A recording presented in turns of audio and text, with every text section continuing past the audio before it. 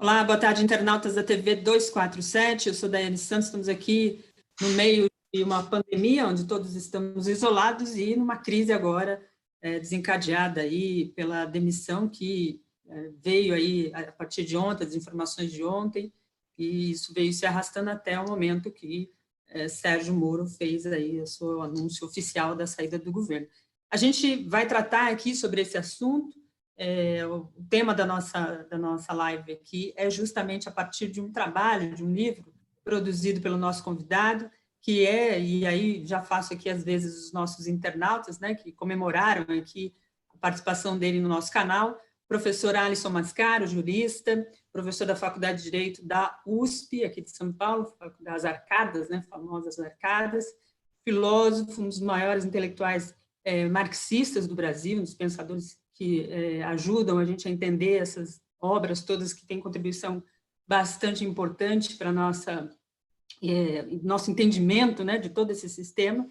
E o professor lançou um livro pela Boitempo, editora Boitempo, que trata sobre a crise e a pandemia. Recentemente, ele também fez um livro tratando sobre o golpe, né, crise e o golpe. Então, acho que é um pouco uma sequência aí dos trabalhos do professor, analisando todo esse processo que o Brasil, particularmente, vem vivendo, e essa crise do sistema capitalista. A grande pergunta que nós temos aqui, nas análises que temos feito com diversas personalidades intelectuais, é se isso representa uma falência desse sistema, e é isso que a gente vai abordar com ele. Professor, muito obrigada pela sua participação aqui conosco, tudo bem?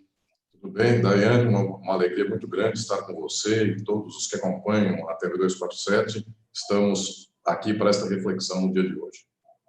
Correto. Eu vou começar, professor, para a gente abordar, antes da gente entrar no caso Moro aqui, que eu acho que tem grande interesse de todos, mas a gente, como eu disse, nós temos abordado essa questão de diversas formas, né? O sistema capitalista vive uma crise, e não é de agora, já é de algum tempo, e algumas reflexões apontam numa direção de que nós poderemos sair melhores dessa crise, de que esse sistema vai exigir de todo os governos e autoridades e do próprio sistema uma reformulação.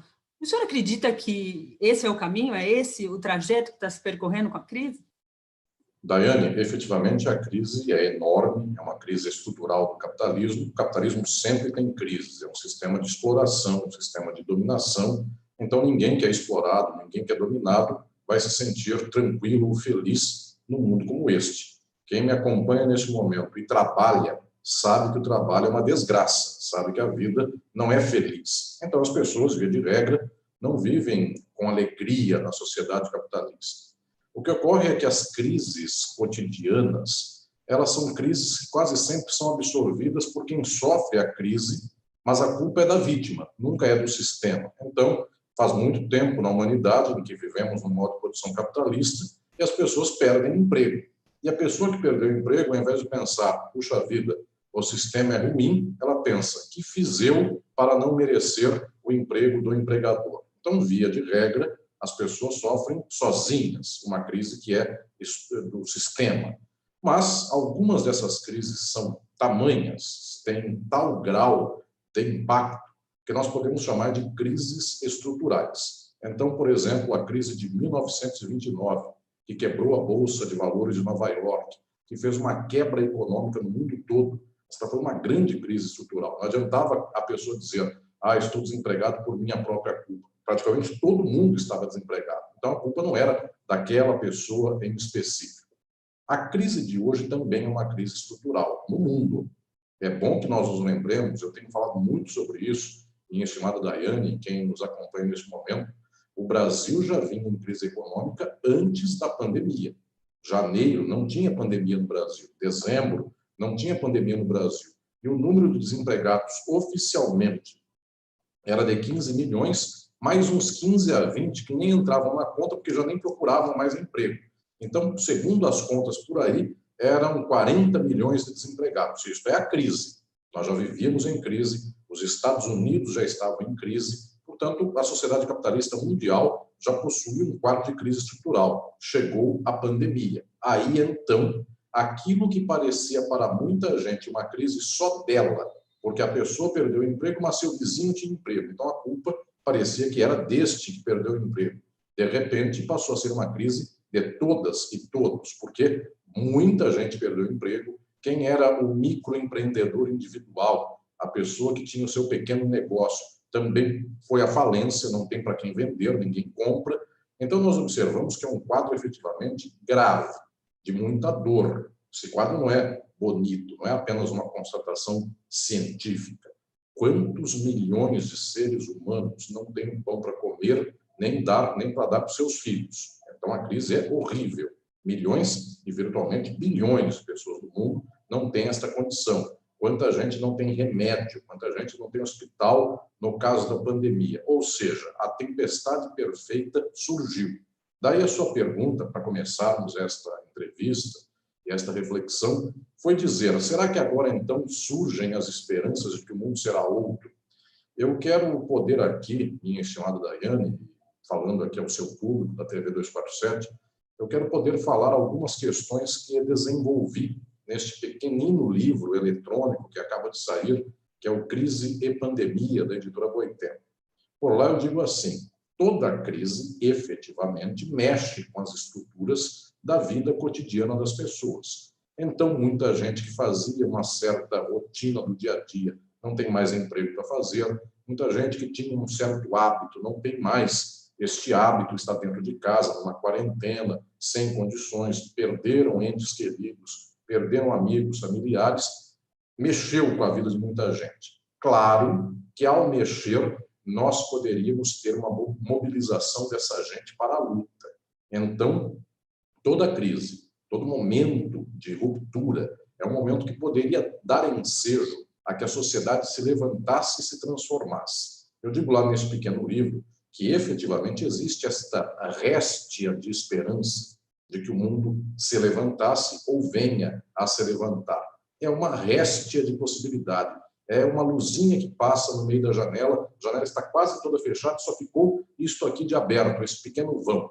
Mas, no geral, agora vem a tragédia. Quando os pobres trabalhadoras e trabalhadores do mundo não se levantam, a crise é o grande momento de acumulação para o capital. Então, o capital vem com tudo e, num momento de crise horrível, ele ganha ainda mais. Toda crise do capitalismo, via de regra, se nós não matamos no ninho o mal capitalista, o capitalismo ganha ainda com mais quantidade de exploração em cima da classe trabalhadora. Eu dou só um exemplo da semana que passou despercebido. Praticamente no mundo inteiro as pessoas têm dito assim, agora com a crise da pandemia, nós vamos estatizar os hospitais, tudo aquilo que diz respeito à condição mínima de saúde, de higiene, nós vamos cuidar disso, porque o povo está morando em comunidades periféricas ou de subúrbios com mínimas condições, sem quase nenhuma condição, favelas. As pessoas não têm água para lavar as mãos, vejam, é um problema de higiene, é um problema de saúde pública no nível básico. As pessoas não têm água encarnada numa favela para poder tomar banho ou lavar as mãos. E mesmo não sendo em favela, nos bairros periféricos das grandes cidades do Brasil, chega uma hora do dia que a água acaba. Então, o trabalhador e a trabalhadora que passam o dia inteiro fora de casa, quem está me acompanhando eventualmente faz uma faculdade de noite, quando chega em casa, chega na sua casa e não tem mais água lá no cano da rua que permita com que esta pessoa tome um banho. Quantas vezes a pessoa tem que guardar um balde d'água para de noite, quando chega em casa, poder se valer daquele pouco d'água para viver? Muito bem, eu poderia dizer assim, então com a pandemia, com a crise do coronavírus, nós tomamos consciência e vamos dar água para a população.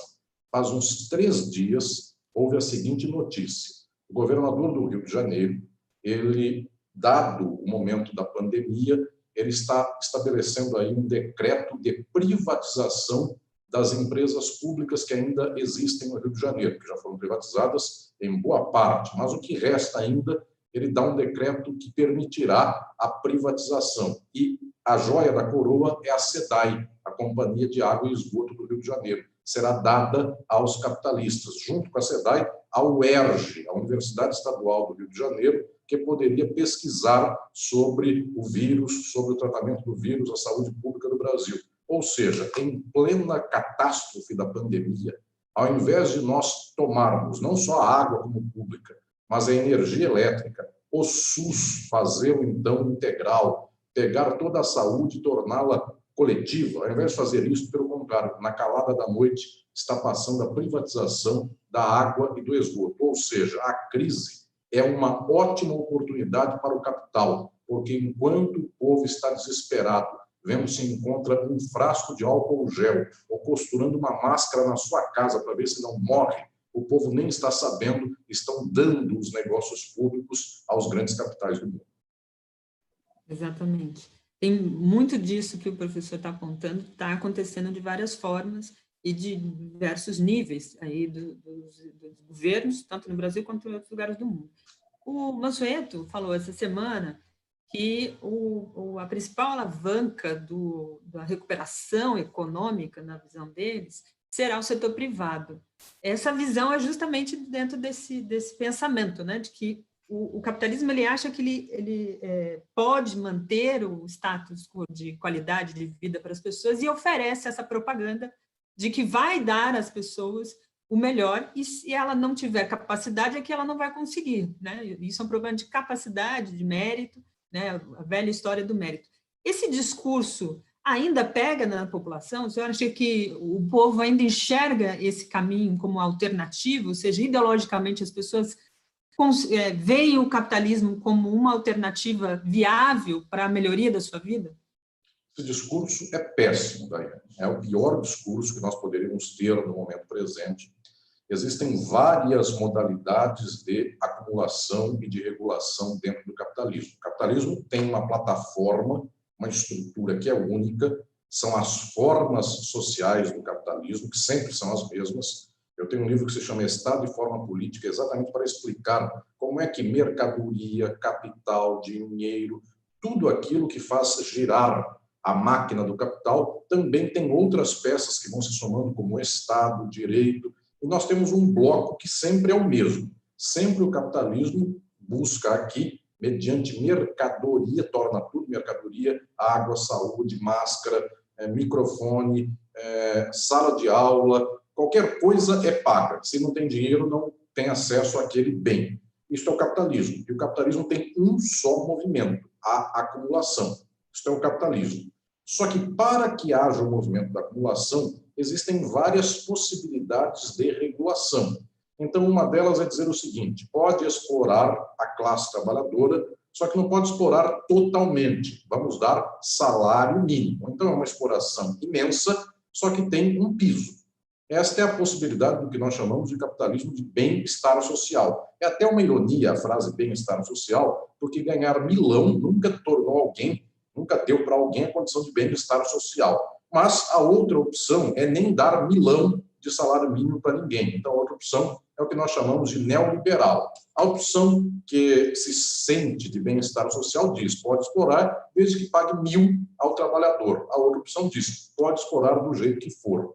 Quando nós temos esta opção, que se chama de bem-estar social, via de regra, num momento de crise, nós temos alguns instrumentos, mecanismos para fazer com que a regulação social volte nesse padrão mediano. Então, quem está desempregado, nós damos um certo valor a esta pessoa para que ela se equipare às demais que por aí também ganham R$1.000.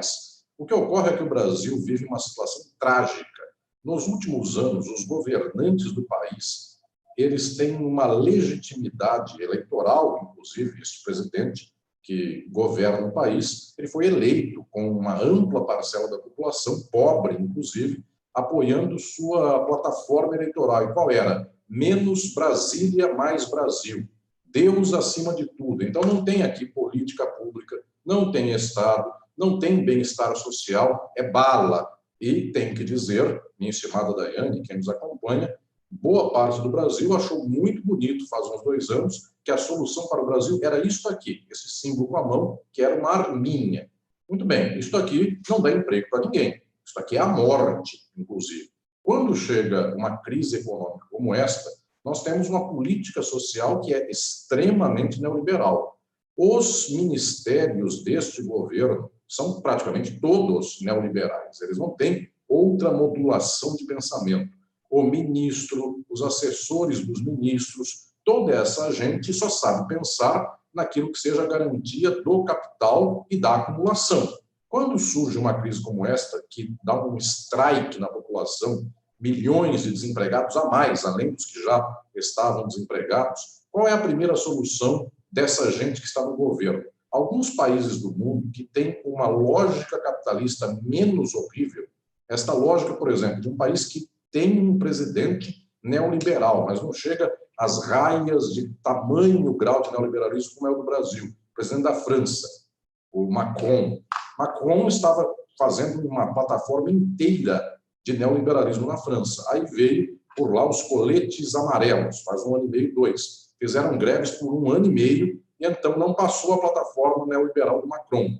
Quando veio a pandemia, este governo, que tentou ser neoliberal ao extremo, não conseguiu, estou falando do da França. Ele já estava contido. Quando chegou a pandemia, ele até tinha lá alguma lógica, algum instrumento de intervenção na economia. O nosso não. O nosso estava galopante. Tanto estava galopante que para este ano de 2020 já iam privatizar todo o resto do que pudessem. A Eletrobras está na fila da privatização, então as pessoas não terão mais energia elétrica no seu pequeno barraco, na sua casa, porque agora será totalmente particular, privado, o campo da energia elétrica.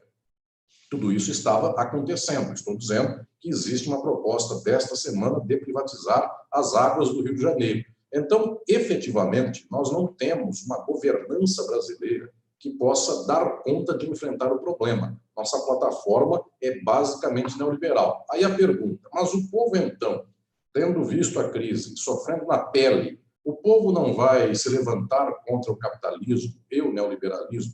Seria assim se nós pensássemos com muito idealismo, se nós estivéssemos numa nuvem no céu, pensando, bom, agora o povo sofreu, agora o povo aprendeu, agora o povo votou em quem fez arminha e arminha não mata vírus, agora o povo votou em quem fez arminha e arminha não dá emprego. Muito bem, seria assim se as pessoas pudessem ver um fato e entender com todo o grau de cientificidade o que aconteceu. Mas não é assim, Daiane, quem me acompanha neste presente momento, infelizmente, a situação não é essa. Por quê? Porque existe uma maior constatação, uma ciência ainda mais dolorosa, nós temos que tê-la para os dias de hoje, que nos ensina que se passa com a cabeça de 100% dos seres humanos um processo de entendimento de mundo que não é assim. Tive um desemprego, então eu lutarei pelo socialismo. Perdi minha casa porque houve a falência da minha microempresa, agora eu não defendo mais a meritocracia. Não é automaticamente causa e consequência. Existe um grande aparelho, uma grande aparelhagem que funciona nas sociedades capitalistas, que é a aparelhagem da ideologia. A pessoa perde o emprego e, no entanto, ela tem um celular, um WhatsApp. Ela perdeu o emprego. O olho dela chora lágrima. O filho dela não tem comida. Esta pessoa sofre na pele. Acordar de manhã, sair procurando emprego e não encontrar. O corpo dói. No entanto, a mente, de manhã, recebe uma mensagem assim: nosso presidente está lutando pelo país. Quem não deixa você ter emprego é o governador comunista de São Paulo e o governador comunista do Rio de Janeiro. Estou dando esses dois exemplos porque, minimamente, quem me acompanha há de entender que eu, com toda a minha história de luta, de pensamento, de reflexão, me descobri, faz umas 3 semanas, sendo amigo de comunismo desses 2 governadores, e isso me dá muita tristeza. Mas já entenderam que qualquer um é qualquer coisa, desde que o celular diga. Então, qual é a tragédia? As pessoas estão vivendo miseravelmente, só que o corpo que dói de cada uma dessas pessoas, o cérebro que não entende por que o mundo é assim, todo o olho que chora porque a filha e o filho estão passando fome, nada disso faz com que essas pessoas possam entender que o problema é o capitalismo. Por quê? O WhatsApp fala que o presidente está lutando pelo bem do povo. Aí ele vai à igreja, e a igreja diz assim: se Deus gostar de você, você terá um novo emprego. Então, por todo lado, a plataforma do que nós chamamos de ideologia domina as mentes das sociedades. E não acontece este fato da esperança que as pessoas imaginam. Mas com 2, 3, 5, 10 anos, a pessoa de tanto sofrer, uma hora ela quebra a sua resistência e ela percebe a realidade. Eu dou o exemplo dos Estados Unidos. Faz 40 anos que o Ronald Reagan começou a fazer políticas neoliberais, o resultado é que nós temos uma população de pobres na prisão mais de 10 vezes maior hoje do que 40 anos atrás. Tem gente nos Estados Unidos que morre na porta de um hospital e não pode entrar porque lá a saúde é totalmente privada.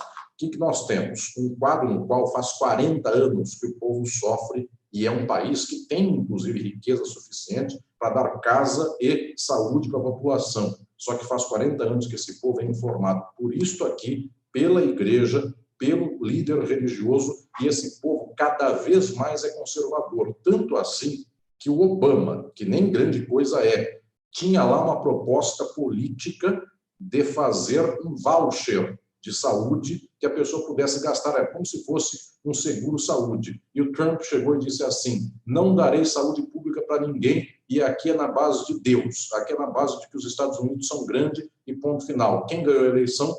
Trump. Quem votou em Trump? Uma multidão de pobres, uma multidão de gente que perdeu emprego, perdeu a sua microempresa, etc. e tal. Faz 40 anos que sofrem e faz 40 anos que a aparelhagem ideológica controla a mente das pessoas. Por isso, hoje é um dia, daqui a pouco nós vamos falar disso, hoje é um dia que está com a temperatura política fervendo no país. As pessoas dizem, agora as pessoas enxergam que votaram errado. Agora as pessoas vão mudar o seu pensamento das coisas. Aguardem, estou falando agora para vocês, é 3h25 da tarde, deste dia de sexta-feira, 24 de abril. Então, faz umas 3 horas que o Sérgio Moro, ex-ministro da Justiça, deu um grande pronunciamento. Então, as pessoas ficam felizes e dizem assim, agora não tem mais jeito de defender este estado horrível de coisas que por aí está. Eu não sei até 6 da tarde como será a maquininha de fazer memes da internet, das redes sociais, para fazer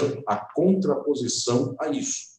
Daqui a pouco sai. Até amanhã cedo, a gente já começa a receber dessas pessoas que são instrumentalizadas via rede social, qual é a interpretação que vai ser dada sobre tudo isso. Alguma vai ser. Para qualquer coisa tem uma interpretação. Ainda para falar da crise, até não fazer nada, tem uma interpretação que pelo WhatsApp está ganhando a visão do povo brasileiro e até dos Estados Unidos, do povo estadunidense. Que visão é essa? Nosso presidente luta pela cloroquina.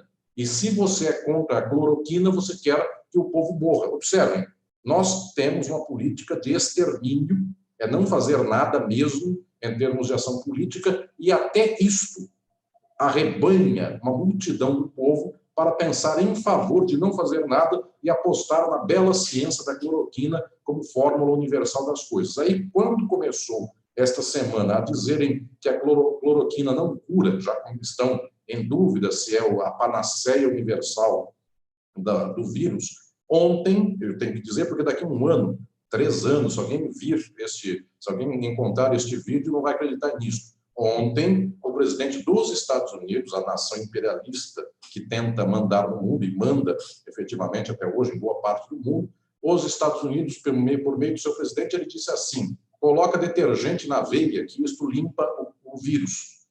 Isso aconteceu ontem, e já tem notícia de gente que está pensando seriamente em colocar lisoforme na veia, para ver se isto mata o coronavírus. Alguém vai morrer em algum país do mundo por ter feito esse experimento, por pegar água sanitária e beber para ver se isso mata coronavírus. E, eventualmente, alguém já fez, já deu 24 horas que ele sugeriu uma coisa como essa.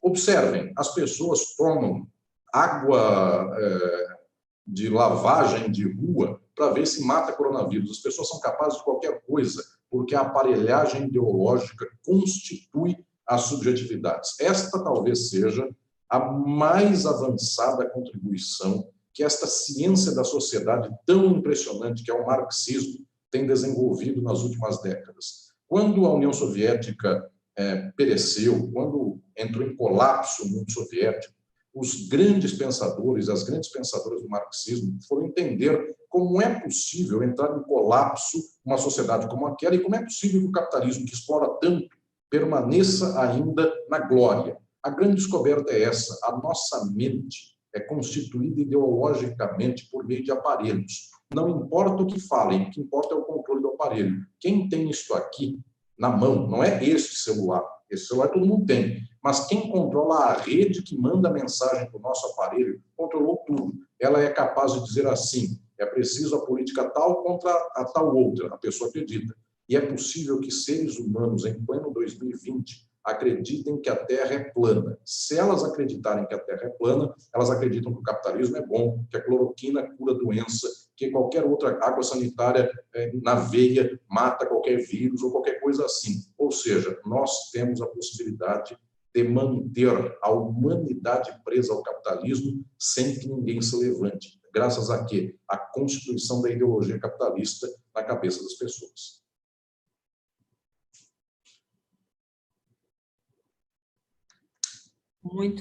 A reflexão muito precisa, as suas palavras aqui conosco.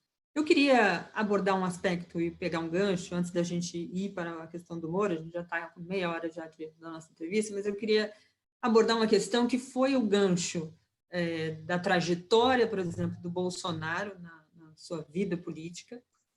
Nas eleições predominou esse discurso e fora do mundo também se vê essa questão muito presente em vários aspectos, que é a questão da arma. Hoje nós temos já encaminhados no Congresso e outras medidas provisórias e decretos e normas e tal do governo Bolsonaro, fazendo com que as armas estejam cada vez mais presentes na vida das pessoas. Muito se fala sobre as milícias, sobre as organizações que já existem, enfim. Essa forma de trazer as armas, tanto aqui no Brasil e nos Estados Unidos, isso já é muito forte. É uma forma de trazer as milícias como instituição fática e de que forma essas milícias contribuem para esse sistema capitalista? Perfeito. O capitalismo tem aquilo que é uma dominação majoritária, que eu chamo por dominação majoritária. Existe uma acumulação enorme do capitalismo que vem do sistema financeiro. O que ganham os dois grandes bancos do país, nenhuma outra empresa ganha no país. Portanto, um país como o nosso está sustentado no alto da pirâmide por duas grandes empresas financeiras. Depois vem por aí as que exploram os minerais do Brasil, Vale do Rio Doce, tantas outras mais. Nenhuma empresa como supermercado, como loja de óculos, como faculdade, que hoje é uma empresa, nada disso lucra como a Vale do Rio Doce. E a Vale do Rio Doce não lucra como um banco. E então nós temos banco, grandes mineradoras, o agronegócio, depois esses grandes empresários do consumo, do comércio, esse pessoal aí, que boa parte dele, esse pessoal hoje é quase de extrema-direita, essa gente que quer que seu trabalhador vá, em meio à pandemia, voltar à loja do shopping, porque senão ele quebra. Essa gente aí que põe um Louro José no ombro e sai falando contra o seu próprio trabalhador. Bem, o que eu estou dizendo é que esta gente é o capital. Este grande capital do país, ele tem também outras facetas não reveladas. Onde se dá uma sociedade de acumulação, busca se acumular de qualquer jeito. Então, historicamente, o capitalismo sempre tem, junto com estas grandes empresas, estas organizações que são ditas criminosas, máfias. A Itália é um caso notório de grandes máfias que foram se organizando dentro do território, dominam boa parte da economia. Mas não é só a Itália. Basicamente, o mundo todo tem estas máfias, estes cassinos, esses grandes conglomerados de jogos, do azar, que se misturam no século XX todo e no século XXI com o cartel das drogas e toda uma série de atividades que, mediante o Estado de Direito, são tidas por criminosas. Muito bem, esta franja do legal e do ilegal é a franja do capital. Eu também não estou salvando banco e grande empresa contra a milícia e contra o crime organizado, porque muitas vezes, e aliás, praticamente sempre, o grande dinheiro de milícia, o grande dinheiro de crime organizado, não diria o pequeno, a pessoa que é um vendedor de droga na esquina, esse aí é preso por conta própria. Mas o grande esquema das drogas está lavado em bancos, porque ninguém tem bilhões estocados em reais, em moeda física em casa. Tudo isso está em banco. E o banco, se quisesse, rastrearia a origem disso. Alguém vai dizer, mas isso é só no Brasil. A Suíça é um país riquíssimo, todo ele bancário, e a Suíça lava o dinheiro do mundo. Então, não é só o Brasil, existem os paraísos fiscais O Papa Francisco é um Papa muito decente, talvez seja o único Papa verdadeiro da história. Os demais permitiam que o Banco do Vaticano lavasse dinheiro da máfia, e não só da máfia, mas de muita gente. Há aí escândalos os mais variados para a história do Banco do Vaticano, basta buscar as pesquisas que eu de considerar que o próprio Bento XVI não conseguiu administrar a máfia que estava por detrás do Banco do Vaticano. Então, o que eu quero dizer é que este governo do Brasil, que é muito ligado a certo tipo de negócio, como, por exemplo, da indústria armamentista, tem uma ligação mais peculiar com as milícias do Rio de Janeiro, você tem um histórico em relação a isso. Efetivamente, este é um tipo de acumulação de capital que está no sistema, eu não vou dizer que ele está à margem do sistema, é uma das franjas do sistema e é uma das franjas que se vincula a um tipo de organização da legalidade peculiar. Por que eu vou falar isso? O banco, quando encontra uma lei da qual ele quer se evadir, ele não quer estar sob aquela lei, o banco faz algo muito melhor. O banco compra os legisladores, financia as eleições e o banco manda mudar a lei. Portanto, o banco sempre está na lei, porque o banco faz as leis. E, eventualmente, a pequena milícia não tem dinheiro para comprar um Congresso inteiro. A pequena milícia tem até um representante numa casa legislativa, 2, 3, 10 representantes numa casa legislativa. Só que a pequena milícia está efetivamente sob uma ordem jurídica que às vezes não é favorável a ela. Então ela tem que resvalar para o crime mais deslavado, mais aparente, enquanto o banco, muitas vezes, ele muda a lei. Então ele nunca está na ilegalidade, porque ele faz a lei, e o outro está sob a legalidade. Então também quero dizer mais uma coisa aqui. É óbvio que sensibiliza o senso comum, e todos nós nos sensibilizamos com isso, quando nós observamos este empreendimento capitalista de milícias que hoje governa o Brasil, e nós achamos isso horrível. Nós temos que estender o mesmo horror para essa gente que depois, num dia no futuro, poderá voltar a governar o Brasil, que não é a extrema-direita da milícia, é a direitona tradicional neoliberal dos bancos, que essa gente não fede, essa gente fala um português muito correto, essa gente fala inglês com sotaque de Nova York. Então, que não é o sotaque lá de quem frita hambúrguer, não sei aonde aí, que foi filho também, quase virou diplomata. Então, o que eu estou dizendo é que essa gente que parece bonitinha, que tem apresentadores de televisão, inclusive, que reforma a casa em favor deste perfil bonito dos bancos, eu não me encanto uma vírgula com essa gente contra o miliciano. O miliciano é alguém aí que nasceu da periferia, vive nas margens da lei e vai atirando, matando e morrendo. E o outro não. O outro sempre acumula porque ele cria a lei. Então ele sai por bonito, inclusive. Agora, concluindo esta reflexão, minha estimada Daiane, horrível é a sociedade cuja economia está mergulhada, pautada e estruturada no dinheiro. Não tem dinheiro melhor que outro. Horrível é o mundo do dinheiro. Então, se me perguntam o que é pior, milícia ou banco, eu não respondo nada nesse sentido. Não tem. O que é pior, o Asmodeu ou o Satanás? É a mesma coisa, só troca o nome.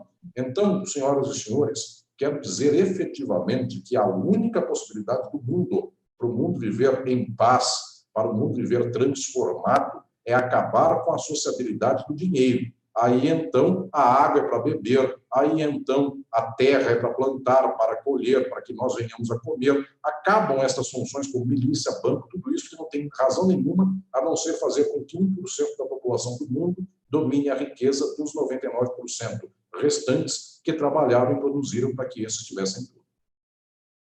Exato.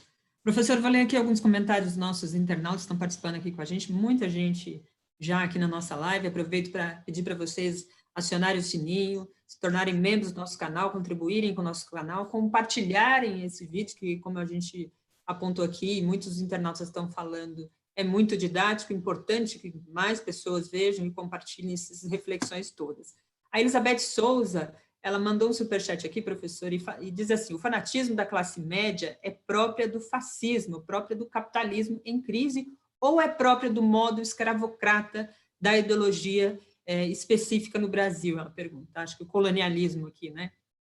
Eu não vou salvar um para deixar o outro solto. É próprio das duas coisas. Nós temos uma sociedade escravocrata, racista, uma sociedade que foi dominada pelo branco europeu e que tem toda a mazela deste colonialismo racista, da história do escravismo no Brasil. Soma-se a isso o horror da exploração capitalista. Então, são duas coisas horríveis. E duas porque são as duas que vêm para frente. Se nós pensarmos bem, tem patriarcalismo, tem uma série de coisas, enfim, é um penduricalho do horror. Então, não queiram dizer o que é pior nessa história. Vem o monstro cheio de medalhas, as medalhas do horror. Não queiram salvar uma para dizer, esta é pior que aquela. Tudo é horrível.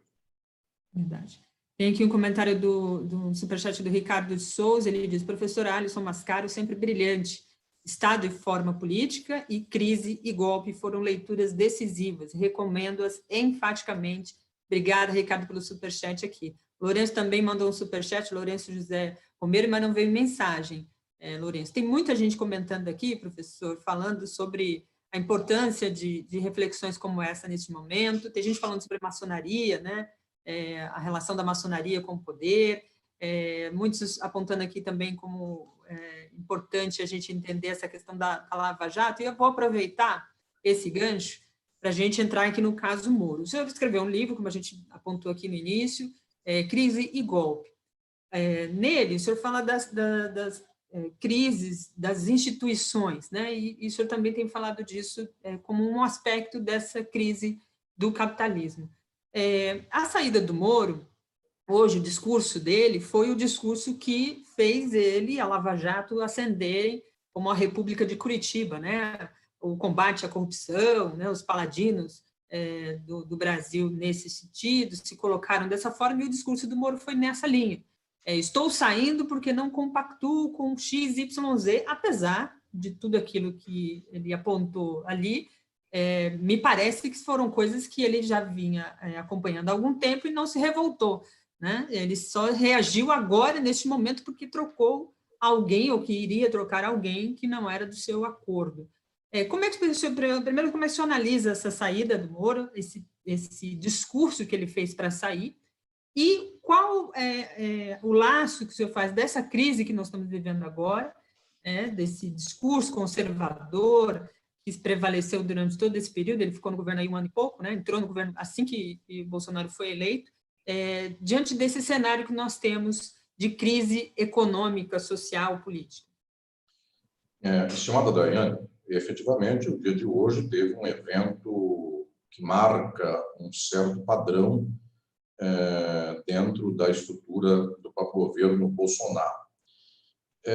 Peculiarmente, existe uma amálgama dentro deste governo de muitos setores que se interessaram por esse perfil de governança, que é um perfil neoliberal extremo, que, para fazer provar esta caminhada neoliberal, ele apresenta também esses elementos de extrema-direita no nível dos costumes, no nível da organização política. Então, houve uma mistura de interesses dos bancos com grandes corporações de mídia, grandes empresários com pequenos empresários, milícias com agronegócio, todo mundo se juntou num padrão porque havia o inimigo comum, e o inimigo comum era o PT. Então, contra o PT, a esquerda e o comunismo, e PT, esquerda e comunismo não são os três a mesma coisa, mas no imaginário social, se o Dória é comunista, que dirá o PT. Então, nesta lógica do mundo, efetivamente, o que nós temos? Nós temos um sistema que se amalgamou por oposição contra aquilo ali, então serve qualquer um. E quanto pior for a pessoa, quanto mais esdrúxula for, quanto mais idiosincrática ela for, quanto mais exótica, então está provado de que se uma pessoa como esta, quase no nível chão, quase no nível banal das situações de mundo, se esta pessoa ganha do PT, qualquer um ganha. Se esta pessoa tem mais virtudes que a esquerda não é nada.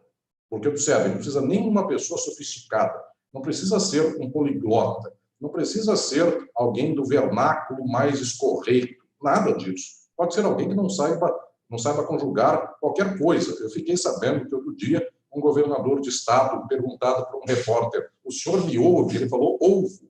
Enfim, então, estou sabendo até coisa como essa. E essa pessoa passou por altamente sofisticada, grande empresário, grande lojista, em face do PT e das esquerdas. O PT e a esquerda, essa gente não sabe governar. Quem falou ovo, sabe. Tanto assim que passa um ano e meio e a população, inclusive muita gente da classe média, alguém fez uma pergunta agora há pouco da classe média, A classe média, que é sempre uma classe que busca distinção, porque, coitada, a classe média é muito frágil em termos de personalidade.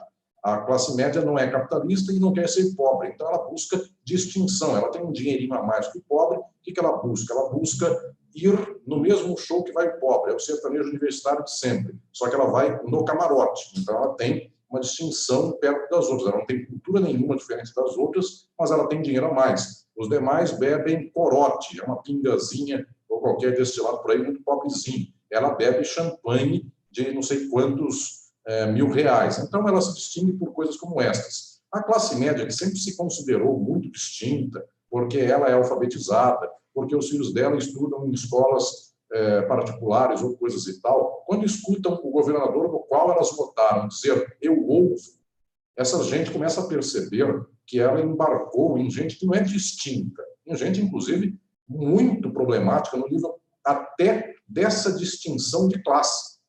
Eu não estou nem dizendo, nem tenho a expectativa de que esses governantes venham a lutar em favor do povo, não é nem isso. Mas até para o símbolo de distinção contra o povo, uma pessoa que fala ovo, por que eu diria que essa pessoa é melhor do que o povo? Eu não diria que ela é melhor que o povo. O povo, eventualmente, fala ouço. Então, as pessoas têm até um grau de alfabetização menos pior do que de muitos desses que por aí estão. Vejam, ministros que escrevem barbaridades, que rasgam o vernáculo por Twitter ou qualquer rede social, e são ministros de educação. Então, observem, a pessoa que votou em coisas como tais, ela quis comprar o pacote do conservadorismo, porque o conservadorismo seria muito bonito, respeitaria as velhas tradições, Camões, os Lusíadas, Carlos Gomes, o padre José Maurício, a música clássica do Brasil, e no final das contas comprou live de Bruno Marrone. É isso, no final das contas, o que representa esse capitalismo nacional. Isso aqui não é grande exaltação da glória musical do passado. Isso aqui é live de cantor banal dos dias de hoje. Não estou dizendo que essa dupla seja banal, tem gente que é mais banal ainda, então sempre o fundo do poço pode ser cavucado. O que estou dizendo é que, efetivamente, nós temos um quadro no qual há um passe. Vejamos nós, muita gente se amalgamou, o Partido da Justiça, o Poder Judiciário, entrou junto com essa gente, porque dizia por lá que há o Partido dos Corruptos, e contra ele e as esquerdas há o Partido da gente que é decente, e de repente agora vem a fratura exposta, porque este que é o Partido dos decentes, gente de Jesus, que se diz de Jesus, porque se Jesus voltar à Terra não quer nem amizade com essa gente de Jesus, gente de Deus, gente da moral, gente do bem, gente de tudo aquilo que é o dinheiro, agora começou a briga entre eles. Por enquanto, não dá para dizer como será a solução. Por que isso, estimada Daiane? Porque, via de regra, até agora, quem caiu desse barco foi alvejado na hora que caiu e já nem deixou rastro para a história. Alvejado é no sentido simbólico da palavra, alguns efetivamente foram alvejados, até houve milicianos alvejados aí na Bahia, outros morreram de modo suspeito, enfim. Quem caiu do barco, alguns morreram, outros viveram. Mas o que eu estou dizendo é que os que viveram foram destruídos em um segundo. Esse ministro aí da Saúde, que acaba de cair, esse aí foi herói até um mês atrás para essa gente. No dia em que começou a ter descompasso, foi destruído em 2 tempos. Pode ser que com o demissionário ministro da Justiça, ele seja alvejado, acaba a sua história para essa gente de extrema-direita, acaba a sua glória e, portanto, o barco volta a andar do jeito que está. Pode ser que não, pode ser que o feitiço vira contra o feiticeiro. Não dá para dizer no presente momento qual será a solução. Nós nem sabemos qual é a réplica do presidente em relação às acusações que lhe foram imputadas. Então, efetivamente, por enquanto, agora são 13h45 da tarde, a única coisa que dá para dizer é que quebrou esse amálgama. Se vão juntar os pedaços ou se vão matar um pedaço para ficar só outro, isso nos próximos dias nos revelarão. Corretíssimo. Professor, ele apontou ali no discurso diversos crimes, né? Alguns aqui listados, a obstrução de justiça, né? A ação do presidente querendo saber e ter informações sobre investigações, dizer como deve ser feita, etc., falou de falsidade ideológica, né, de certa forma, e também de crime de responsabilidade. E essas foram algumas das questões apontadas aí por diversos pessoas ligadas ao mundo jurídico e também lideranças políticas. Como é que o senhor analisa essa fala do Moro do ponto de vista jurídico, criminal? O Bolsonaro disse que vai fazer uma coletiva de imprensa às 17 horas, responder aí, botar, segundo ele, bem entre aspas, aqui as verdades, né? Colocar a verdade no seu devido lugar, segundo o Bolsonaro. Mas de tudo que o Moro falou, há muitos crimes. O senhor acredita que é possível atribuir essas questões todas para uma eventual ação mais efetiva do ponto de vista político na Câmara, né? Existe uma expressão do interior que diz assim: existe a galinha da Angola, que é uma galinha toda cheia de pintinhas, e existe a expressão do interior que diz assim: o que é uma pinta a mais para uma Angola? Ela já está cheia de pintas para tudo quanto é lado, tem mais uma. Então, no dia de hoje, colocou mais uma pinta nessa galinha da Angola, ou seja, por uma série muito grande de crimes que cometeu o presidente da República, agora tem mais um, 2, 3, é a novidade do dia. Então, já dá para fazer aí um rol, um penduricalho de tantos crimes, desde sua posse até os dias de hoje. O fato não é que há mais crimes. Isso é uma novidade, surgiram alguns crimes a mais, mas isso não é o que muda o cenário. Todos os crimes que foram cometidos até aqui são crimes pelo olhar das pessoas que observam a narrativa, o que se passou, o que ele fez, o que ele disse, louvou o AI-5, louvou o fim da democracia e a ditadura. Ou seja, tem um penduricalho aí grande de coisas que podem ser interpretadas como crime. Mas não adianta nós, sociedade, dizermos assim: eu acho que é crime, está patente que é crime. Quem deliberará se é crime ou não são as instâncias estatais correspondentes. Crime é o que alguém julgar que seja. Portanto, enquanto o Congresso Nacional não considera isso como crime, nem o STF considera isso como crime, é tudo crime que nós vemos, mas ninguém diz que é. O que eu estou dizendo aqui é que o problema nosso não é da legalidade ou ilegalidade do que ele fez. O problema é se nós temos força política para mobilizar a sociedade, para fazer com que disso saia um proveito social. O que ocorre é que até agora todas as forças ditas populares, dos trabalhadores e das trabalhadoras, ditas de esquerda, as forças transformadoras da sociedade, ou elas são omissas ou residuais, ou falam para dentro de si, ou tem uma parcela pequena da população que vai em conjunto caminhando nesse sentido. Quando se tem muito boa vontade, nós juntamos 1/3 da população brasileira com um perfil mais progressista. Socialista, então, é 2%, mas progressista, gente que não quer fazer arminha, gente que quer dar pão para quem tem fome, gente do bem, no sentido até bom da palavra, porque a gente do bem, em geral, é o contrário dessa gente. Mas essa gente dá 1/3. E os outros 2/3 é 1/3 bem de extrema-direita e outro terço esperando para ver onde o galo canta, para saber para qual puleiro ele desembarca. Bem, o que estou dizendo é que nós não temos força para mobilizar a sociedade.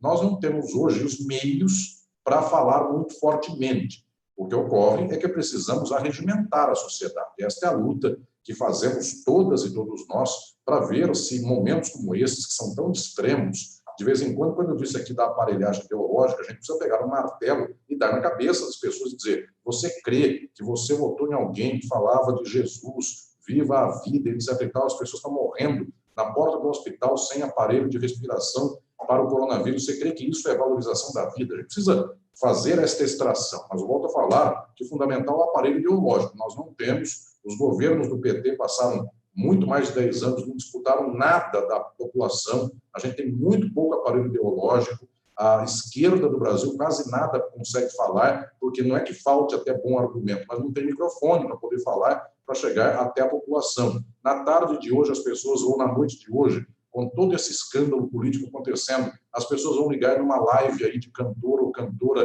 qualquer uma. Eu xinguei muito sertanejo universitário, posso xingar agora outras modalidades musicais, vão ligar no axé, vão ligar em coisas quaisquer e vão se divertir. Ou seja, nós não temos um povo conscientizado, mobilizado. Agora, não adianta constatar, nós precisamos mobilizar.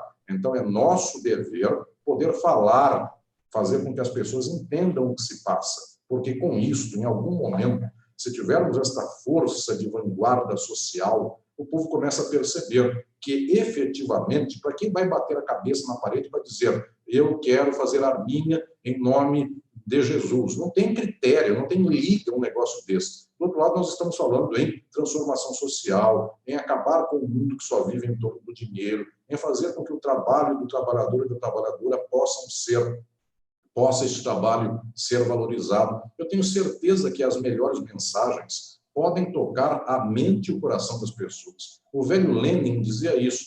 Fazer uma revolução para acabar com o czarismo, uma revolução socialista, é falar assim para o povo: pão, terra e paz. Não adianta falar para o povo: Marx no Capital tem a forma mercadoria e a forma valor, a forma dinheiro. Isso é para quem estuda em nível de economia, de filosofia, de ciências sociais.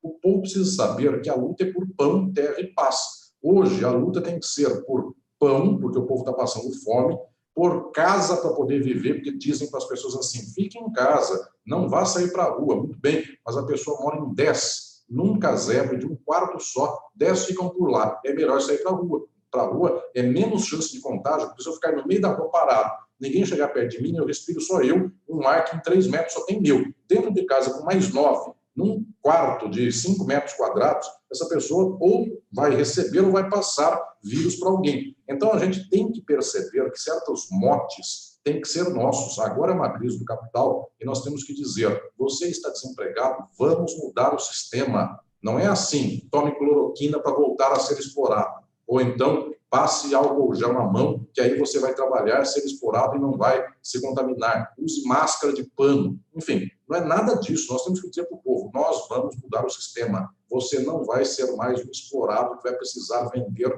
força de trabalho para poder viver. Não adianta esse discurso de centro-esquerda, esse discurso liberal bonitinho, de dizer: fique em casa. Não é um problema moral das pessoas ficarem em casa. As pessoas não estão ficando em casa porque a única opção que elas têm na vida é vender força de trabalho, senão elas morrem de fome. Então, qual é a opção? Se eu ficar em casa, eu morro de fome. Se eu sair na rua, eu posso pegar coronavírus ou não. Como eu posso pegar ou não posso, a pessoa sai e tenta vender força de trabalho, porque a chance de morrer é 50%. Em casa, sem emprego, sem os R$600 que o governo prometeu dar e não dá, sem ajuda de ninguém, porque nessa hora cristão não dá caridade para ninguém, nessa hora não tem nada do seu lado, então em casa eu morro. Então sair para a rua é 50% de certeza da vitória, se em casa é 100% de derrota. Como é que a esquerda tem que dizer para isso, para essas pessoas? Não é falar assim: fique em casa, que má consciência você tem em passar coronavírus para os outros. A questão é: você está no pior momento da sua vida, você é um explorado que nem tem explorador para te explorar, porque isso é o desemprego. Nós vamos acabar com a exploração. Trabalhadoras e trabalhadores de todo mundo, univos. Se esta mensagem for passada, eu não dou 6 meses para o mundo ser transformado. Parece que hoje o Brasil vai muito mal, minha estimada Daiane, porque a gente está aqui num 7-1 eterno, já faz muitos anos, em que todas as lutadoras e lutadores progressistas só apanham, nada dá certo, a gente já está todo mundo chorando, a gente vê uma crise como essa, todo mundo tão triste, que fala assim: puxa vida, essa crise é mais uma que vem acabar com o povo brasileiro, a gente não tem energia. Mas eu quero dizer uma coisa aqui a todas e todos, é uma reflexão filosófica que eu vou deixar aqui a vocês nesta tarde de hoje. Nós, neste momento do Brasil, estamos enfraquecidos, só que nós temos gente valorosa. A esquerda histórica do Brasil, os tantos partidos de esquerda, todos eles têm gente valorosa. Eu posso dizer que eu tenho alunas e alunos, meus orientandos de pesquisa de mestrado, doutorado na USP, de todos os partidos de esquerda do Brasil, todos. E posso dizer que tem muita gente longe de partido de esquerda, em movimento de luta social, em movimento de minoria, em movimento de trabalhadoras e trabalhadores. Eu conheço gente maravilhosa por todo lado, conheço gente maravilhosa em sindicatos, tenho o conhecimento de gente linda que a vida pôs aqui nesta existência para lutar em favor dos outros e das outras. Também conheço gente horrível em todo esse local, mas aqui eu tenho que dar uma palavra de esperança para quem me acompanha, porque se eu falar só de tristeza, a pessoa sai daqui chorando. Então, eu tenho que dizer aquilo que vai nos unir. Existe coisa linda no mundo em termos de luta, só que a gente está muito para baixo. Mas não é só a gente no Brasil que luta, o mundo inteiro luta. Nesta hora do coronavírus, da pandemia mundial e da crise do capitalismo, é isso que eu tenho falado neste livrinho que está saindo, que é o Crise Pandemia. Nesta hora, efetivamente, nós temos um dado. O primeiro país do mundo, ou o primeiro movimento de países do mundo que tiver uma ação progressista, que tiver uma ação de esquerda, uma ação efetivamente transformadora para a realidade social, este país dará exemplo, esta gente dará exemplo para os demais países do mundo. Quem sabe, então, o Brasil, que tanto tem carência de saber como caminhar ou andar para ali com o professor. uma caminhada melhor de transformação social, quem sabe a gente não toma vindo, professor? Portanto, efetivamente, estimada Dayana, eu digo que, por enquanto, não sabemos para onde ir. Daqui a pouco, quem sabe, a gente pega o caminho.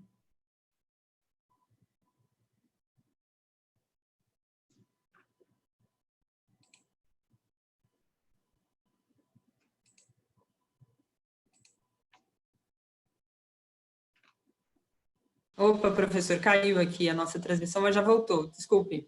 Perfeito. Eu estava falando justamente desse processo que a gente está vivendo e dessa perspectiva um pouco negativa, né? E perfeito. Eu quero só retomar esse argumento, Dayane, dizendo o seguinte: hoje no Brasil, nós não temos um grande movimento de esperança, nós não estamos juntando o povo numa luta progressista. O povo, inclusive, prefere gente de extrema-direita, vocês sabem disso, basta ver a popularidade da extrema-direita em face das lutas efetivamente transformadoras, revolucionárias. Essas lutas têm pouco ibope, é pouco aplaudida. Mas estou dizendo que, eventualmente, os rincões do mundo, e tem tantos por aí, começam a dar soluções progressistas para a realidade de hoje. A crise de 1914, que depois, em 1929, foi uma crise extrema do capital, mas em 14, com a Primeira Guerra Mundial, já tinha o seu início avassalador. Todo mundo esperava que a Alemanha, que tinha um movimento de esquerda muito sofisticado, era a social-democracia alemã, o SPD alemão, todo mundo esperava que de Rosa Luxemburgo, Kautsky, dos lutadores e lutadoras da Alemanha, viesse a revolução. Ninguém esperava que um país atrasado como a Rússia fizesse uma revolução. A Alemanha não conseguiu fazer a revolução, a Rússia conseguiu. Então, estou dizendo que as transformações do mundo, numa hora de crise como esta, não saem de onde a gente espera, saem de onde a gente não espera. Eventualmente, os partidos de esquerda estão tão já envelhecidos com a embocadura de tentar fazer por aí manifesto, discordância pública, qualquer coisa dessa, que esquece de lutar com o povo. E, às vezes, surgem aí movimentos revolucionários que nós nem percebemos. Em um ano, eles dão conta do recado em algum rincão do mundo. Aí, depois, os outros pedaços do mundo começam a copiar e, de repente, vira uma avalanche revolucionária no mundo. O que eu estou dizendo é que, por enquanto, isso nem existe. Por enquanto, a gente só está apanhando a crise do capital. Mas eu não dou de bandeja para o capital o fato de que ele ganha sempre e jamais haverá reação. Houve tantas vezes na história, tantas vezes a reação foi perseguida e morta, e tantas outras vezes deu certo.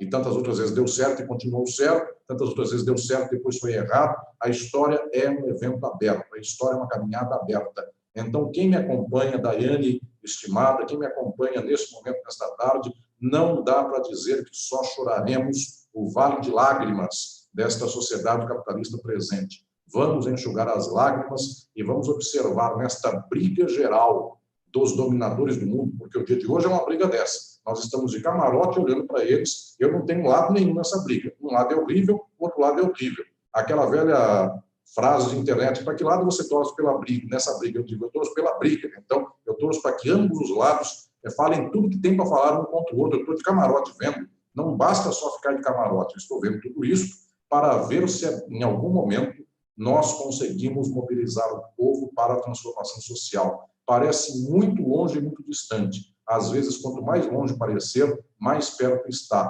Pode parecer muito difícil. Às vezes está só dependendo de uma coisa: as nossas mãos. Muito bom ouvir um professor e um jurista, um homem do direito, falando desta forma. Às vezes a gente entrevista juristas aqui que se fecham em certos pensamentos e não conseguem transmitir para a gente uma ideia de que isso pode, e as ações podem ser feitas além do Estado do ponto de vista jurídico, né? Que as ações devem partir de outros movimentos.